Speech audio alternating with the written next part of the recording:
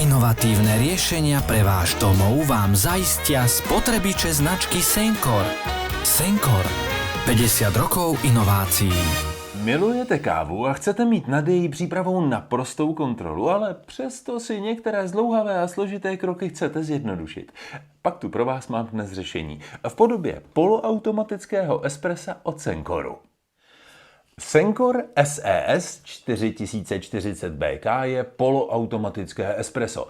To znamená, že spojuje výhody pákového espressa, kdy můžete plně ovlivnit to, jaká bude káva. Navíc ale disponuje automatickým systémem pro přípravu horkého mléka nebo mléčné pěny.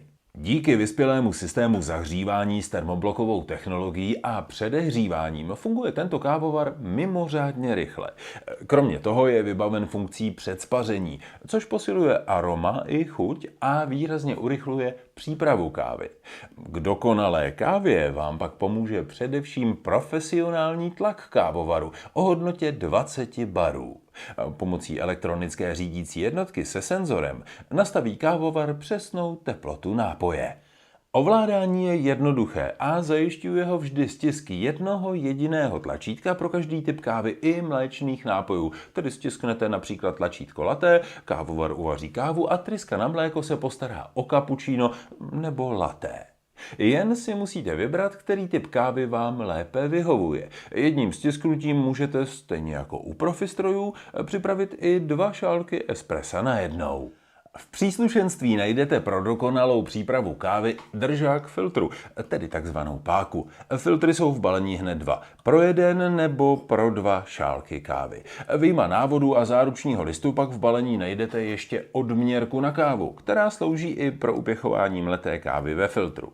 Oddělit z kávovaru můžete 1,4 litru velkou nádržku na čerstvou vodu, ta je tady vzadu, i odkapávací misku, dole vpředu.